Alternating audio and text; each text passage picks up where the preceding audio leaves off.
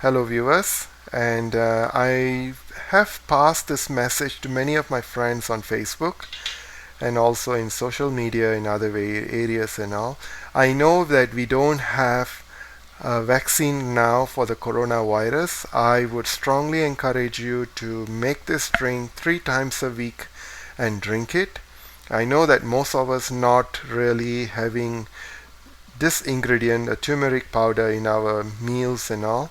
So I'm going to ask you to encourage you to add your turmeric powders and all into your meals and all.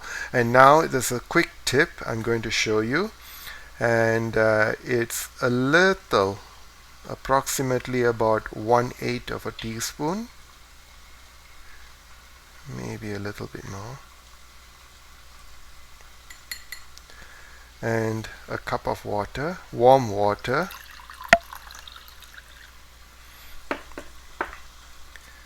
And you mix it, and please drink this water 3 times a week, and it should boost up your immune system until we get a vaccine.